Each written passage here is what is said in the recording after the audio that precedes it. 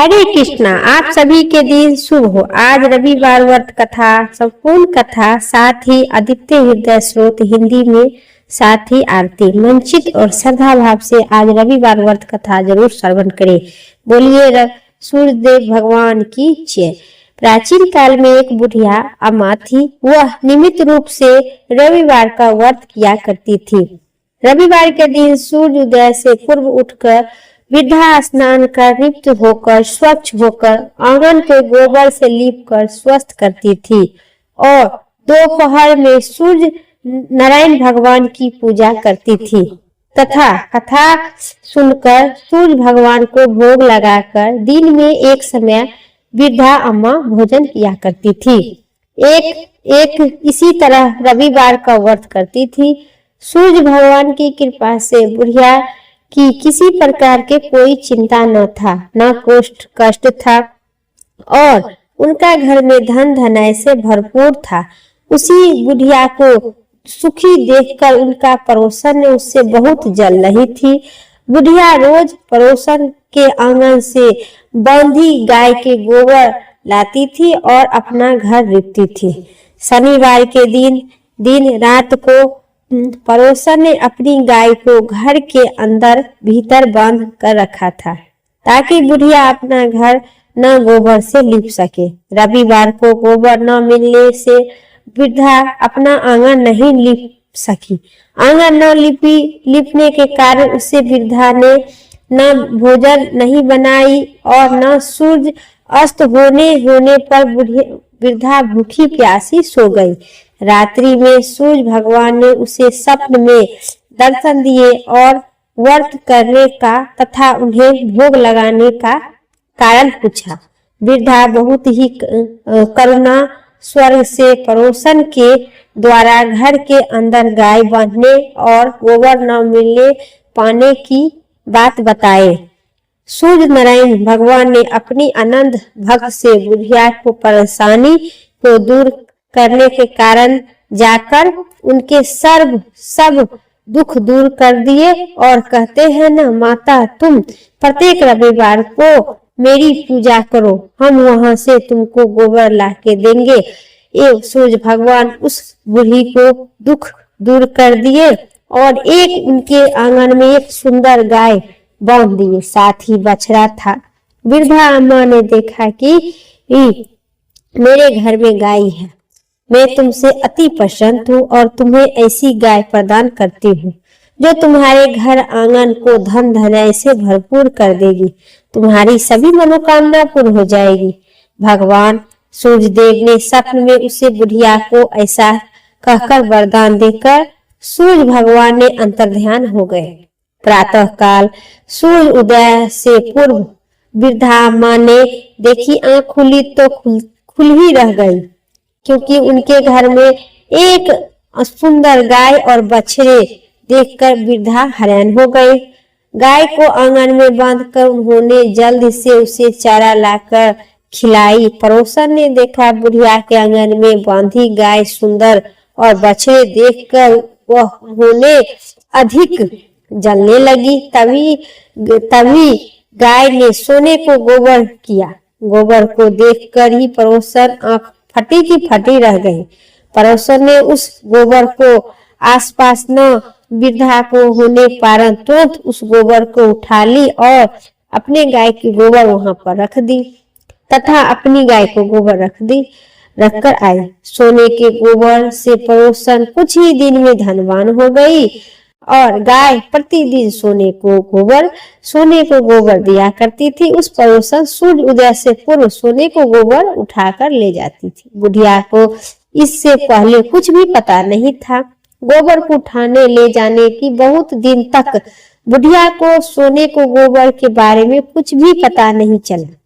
बुढ़िया पहले की तरह रविवार को भगवान सूर्य देव का व्रत करती रही और कथा सुनती रही। सूर्य भगवान जब पड़ोसन की चालाकी पता चला तो उन्होंने एक दिन तेज आंधी चलाई। आंधी का प्रकोप देखकर बुढ़िया ने अपनी गाय को घर के अंदर भीतर बांध दी। अब पड़ोसन सोने को गोबर न ले सकी। सुबह उठी तो वृद्धा बुढ़िया ने देखी कि सोने का गोबर मेरी गाय दे रही। उन्होंने देखा कि देखता ही उनकी आंख फटी की फटी रह गई। अब वृद्धा अम्मा ने समझ में आया कि मेरी पड़ोसन मेरे से क्यों जल भून रही है, क्योंकि मेरा गाय की गोबर उठा कर ले जाती है और मुझे तो पता भी नहीं चलता है। फिर सूर्य नारायण भगवान के बारंबार प्रणाम की बुढ़िया धन्यवाद दी। उस दिन से वृद्धा ने अपनी गाय की ऐसा इसी प्रकार घर में बांधते रही और सोने के गोबर देते रहा गाय। कुछ ही दिन में वृद्धा अम्मा धनवान हो गई। धन पुत्र इत्यादि कोई चीज के किसी प्रकार के कोई कमी नहीं रहा। अब पड़ोसन के गोबर तो हाथ लगी नहीं, उस तो जल रही थी। कुछ दिमाग में चला कि इसको हम पता चलाते हैं। वह पड़ोसन चलाकी पर चलाकी करने लगी, लेकिन नहीं हुआ और आश्चर्यचकित हूँ। उसी दिन के बाद बुढ़िया गाय को घर के अंदर भीतर बांधने लगी। बुढ़िया के धनी होने से पड़ोसन और बुरी तरह से जल भून कर राख हो रही थी। अब की बार उन्होंने अपने पति को नगर के राजा के पास भेजा और बुढ़िया के पास सोने को गोबर होने वाली गाय के बारे में बताए। राजा ने अपने सैनिक भेजकर बुढ़िया की गाय ले लाने का आदेश दिया। सैनिक बुढ़िया के घर पहुंचकर उस समय बुढ़िया सूर्य भगवान को भोग लगाकर स्वयं भोजन ग्रहण करने वाली थी। राजा ने सैनिक जबरदस्ती गाय को बछड़े को महल में ले आया। बुढ़िया ने प्रार्थना की, बहुत हो सोई, चिल्लाई रोई, लेकिन राजा के सैनिक नहीं माना। गाय बछड़े ले आया और जाने के बाद बुढ़िया को बहुत दुखी हुआ। उसी दिन उन्होंने कुछ न खाया और भूखे प्यासे सारी रात सूर्य भगवान की नित्य गाते रहे। गाय बछड़े को लेने की प्रार्थना करते रही। गाय को देखकर राजा बहुत खुशी हुआ। सुबह जब राजा ने सोने को गोबर देखा तो उनके आश्चर्यचकित का ठिकाना न रहा। उधर सूर्य भगवान को भूखी प्यासी बुढ़िया को देखकर यहाँ पर हैरान हो रहे थे। प्रार्थना करते देखकर उस पर बहुत दया आई। उसी रात सूर्य नारायण भगवान ने राजा को स्वप्न में कहा कि राजन, बुढ़िया की गाय और बछड़ा तुरंत लौटा दो, नहीं तो तुम पर विपत्ति का पहाड़ टूट पड़ेगा। तुम्हारे राज्य को भूकंप ले जाएगा, तुम्हारा महल नष्ट हो जाएगा। सूर्य भगवान स्वयं सपना में बुरी तरह से भयभीत। राजा ने प्रातः काल उठते ही गाय और बछड़े को बुढ़िया को लौटा दिया। आदर पूर्वक सम्मान से बेटा अम्मा के बुलाकर और उस बुढ़िया को गाय और बछड़ा लौटाने के आदेश दिए। फिर वृद्धा माई दौड़ी गई और राजा को हाथ पैर जोड़ते हुई अपना गाय वापस की। अब राजा करे तो क्या करे। फिर उस पड़ोसन को राजा बुलाकर और राजभर में उसको जलील किया। फिर ऐसा न करने को चेतावनी और आदेश दिया और दंडवत दिया। तुम लालची, मेरा भी लालच में तुम फंसा दी है। राजा अपनी तरफ से बहुत सी धन देकर बुढ़िया को और गलती की क्षमा मांगी। राजा ने पड़ोसन के पति को भी उनकी दुष्टता के लिए दंड भी दिया। इसके बाद राजा ने राज्य में घोषणा करवा दी कि सभी स्त्री पुरुष रविवार का व्रत करो और जनता भी ऐसा करो। रविवार का व्रत करने से भी सभी लोगों के घर में धन धनाय से भरपूर हो जाएगा। चारों ओर खुशहाली छाएगी। सभी लोगों शरीर से कष्ट दूर हो जाएंगे। निसंतान स्त्री की गोद भरेगी। राज्य में सभी स्त्री पुरुष सुख पूर्वक जीवन यापन करने लगेंगे। बोलिए सूर्य देव नारायण भगवान की जय। अब सुनिए आदित्य हृदय स्रोत पाठ हिंदी अनुवाद विस्तार पूर्वक जरूर सुने। इधर भगवान श्री राम थक कर चिंता में लीन हुए रणभूमि में खड़ा हुए। उसी समय रावण भी युद्ध के लिए रणभूमि में आकर खड़ा हो गया। यह सब देखकर ऋषि अगस्त्य मुनि भगवान श्री राम के सामने गए और बोले, सभी हृदय में बसने वाले महाबलो श्री राम, यह गोपनीय स्रोत सुनो। इस चमत्कारी स्रोत के जाप करने से तुम आवश्यक ही अपने शत्रु पर विजय पा लोगे। यह आदित्य हृदय स्रोत सबके पवित्र और सभी शत्रुओं को नाश करने वाले स्रोत है। इनका जप करने से हमेशा ही विजय की प्राप्ति होती है। यह अत्यधिक कल्याणकारी स्रोत है। यह स्रोत सभी कार्यों में मंगल, पापों को नाश करने वाला है। इसी के साथ यह चिंता और शोक को दूर करता है और मनुष्य की आयु में वृद्धि करता है, जो कि अंदर किरणों में शोभामान नित्य उदय होने वाली देव और असुरों के द्वारा नमकीर्त है। तुम इस संपूर्ण विश्व में प्रकाश फैलाने वाले संसार के स्वामी भगवान सूर्य देव का पूजा करो। महर्षि अगस्त्य मुनि कहते हैं कि सभी देवताओं इनके स्वरूप है। सूर्य देव अपने प्रकाश की किरणों से इनका जगत के पित्त प्रदान करते हैं। सूर्य देव ही अपनी ऊर्जा से माध्य से ही इस सृष्टि में देवगण और असुरों, दानवों और प्रलय करता है। यही जो ब्रह्मा, शंकर, शिव, इंद्र और कुबेर प्रजापति के समान काल, यम, चंद्रमा और वरुण इत्यादि को प्रकट करते हैं। यही सभी सूर्य देव भगवान है। ये सबके पिता है। वायु है, संध्या देव है, दोनों आश्विनी कुमार के समान व्यापक है। अन्यथों की दूर करने वाले सब मनु है। ज्ञाता और व्यापक वायु है।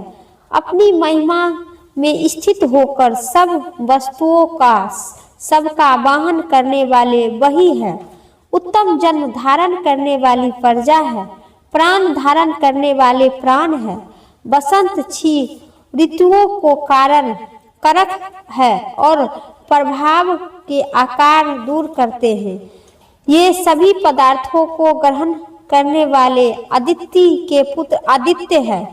किरणों के द्वारा मेघ बनाकर आदित्य को उत्पन्न करने वाले सविता है। सर्वव्यापी भगवान सूर्य देव है। आकाश में भ्रमण करने वाले सूर्य है और स्थापन करने वाले पुष्प है। किरणों धारण करने वाले गर्भगित है। स्वर्ण के समान मूर्ति वाले भानु है। सूर्य स्वर्ण रीता स्वर्ण प्रकाशित है। तेज रूपी संसार के उत्पन्न करता बीज धारण करता है। इनके घोड़े हरे रंग के हैं। ये दसों दिशाओं में व्यापक है। आनंद तेजधारी है। सातों प्राणों के उत्पन्न करता है। किरणों को धारण करते हैं। अज्ञान और अंधकार को नाश करते हैं। कल्याण के उत्पन्न करता, भक्तों के अनाथों को नाश करते हैं। ब्रह्मांड को चेतना देने है और असुरों अंशुधारी है। संसार के उत्पत्ति कर्ता, स्थित और प्रलय करता के निवारण ब्रह्मा, विष्णु तथा रुद्र स्वरूप है। सुखदाता है, स्वभाव वाले है, सबके स्वामी, दीन के उत्पन्न करता, उपदेश देने वाले, कालगिर्त रूपी रुद्र के गर्भ में धारण करने वाले, ब्रह्मा विद्या रूपी आदित्य के पुत्र है। आनंद रूपी और आकाश रूपी है। जड़ता नाश करने वाले हैं। आकाश के स्वामी, अज्ञान को नाशक, द्रव्य वेद, यजुर्वेद और समवेद के ज्ञाता है।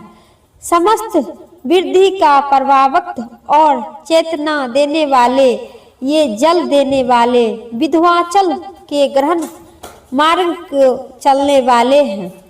जगत निर्माण और संकल्प वाले किरण हैं। मंडल वाले सबकी मृत्यु है और पहुँचने वाले पीले वर्ण वाले सबका सहंकार करने वाले स्वपी है। हे जो रूपी सबके वाले समस्त कार्य को उत्पन्न करने वाले किरण है, सूर्य भगवान को बारंबार नमस्कार है। नक्षत्र ग्रहण और रात्रंग के स्वामी समस्त वस्तुओं के उत्पन्न करता है। तेजो में तेजस्वी ऐसो में 10 रूपी सूर्य आपको नमस्कार करता हूँ। पूर्व के पर्वत पर उदयगिरी तथा पश्चिम के अगस्त्यगिरी को नमस्कार है। आकाश में ज्योतिगणों के अधिपति और दीनपति को नमस्कार है। सब प्रकार के जयदाता ब्रह्मादित्य की विजय के प्राप्त करने वाले आनंद रूपी हरे घोड़े वाले सूर्य भगवान को बारंबार प्रणाम है। संसार के समस्त प्राणियों की जिनकी किरणों से उन आदित्य देव को नमस्कार करती हूँ। उग स्वरूपा सृष्टि के लिए वीर शक्तिशाली और संग्रह शीघ्रकाली भगवान सूर्य नारायण को नमस्कार है। कमलों को विकास करने वाले प्रचंड तेज धारण करने वाले श्री सूर्य देव को नमस्कार है। ब्रह्मा विष्णु के स्वामी सूर्य को नमस्कार है। देवताओं के ज्ञान रूपी भास्कर को नमस्कार है। स्वरभक्षी रुद्र शरीरधारी को नमस्कार है। अज्ञान रूपी तप जगता और शील को करने वाले शत्रुनाशक अति आत्मा सूर्य को नमस्कार है। कीर्त को नाशक प्रभावों को स्वामी देवताओं को नमस्कार है। हे रत्न रूपी हे सूर्य नारायण आपको बारंबार प्रणाम है। इस आदित्य भगवान को बारंबार नमस्कार है। इन देवो ही देव जगतपति सूर्य को एकांत चित्त होकर पूजा करे। इस आदित्य स्रोत का 3 बार पाठ करने से युद्ध में विजय मिलेगी। हे महामते इस क्षण तुम रावण को वध कर सको। ऐसा कहकर अगस्त मुनि जहाँ गए थे वहाँ चला गए। इस आदित्य स्रोत को सुनने से पश्चात तेजस्वी रामचंद्र का नमस्कार है। शोक को नाश हो और प्रसन्न हुए। उन्होंने युद्ध करण होकर आदित्य स्रोत को प्रभावता के धारण किए। सूर्य की ओर जाकर आदित्य हृदय का पाठ कर रामचंद्र जी बहुत सी प्रसन्न हुए। बलि रामचंद्र जी ने युद्ध होकर 3 बार आचमन किए और धनुष लेकर रावण को देखकर प्रसन्न से विजय प्राप्त करने की इच्छा आए और सब प्रकार के प्रयत्न से उनका वध कर दिए उदय हुआ। देवताओं के मध्य से वर्तमान सूर्य नारायण का नाश करके प्रसन्न होकर रामचंद्र जी की ओर देखकर उन्हें बोले, प्रेम से बोलिए सियावर रामचंद्र भगवान की जय, सूर्य नारायण भगवान की जय। जो कोई व्यक्ति आदित्य हृदय स्रोत का पाठ नियमित रूप से जप करता है उस व्यक्ति को आत्मविश्वास में वृद्धि होती है और वह व्यक्ति अपने कार्य क्षेत्र में बहुत अच्छे पर होती है। यदि किसी भी व्यक्ति ने आत्मविश्व की कृपा से उस प्रत्येक रविवार को पाठ करना चाहते हैं तो आदित्य हृदय स्रोत को पाठ करने से लोगों को मन में भय दूर होती है और सभी प्रकार के नकारात्मक विचारों से मुक्ति होती है। बोलिए भगवान सूर्य देव भगवान की जय, सूर्य नारायण भगवान की जय। मेरा वीडियो पसंद आई तो चैनल पर नए हैं तो पक्का लाइक करके सब्सक्राइब करें और कमेंट बॉक्स में सूर्य देव नारायण भगवान की जय जरूर लिखें, सूर्य भगवान की जय जरूर लिखें। फिर अगली वीडियो लेके आते हैं, तब तक के लिए जय श्री।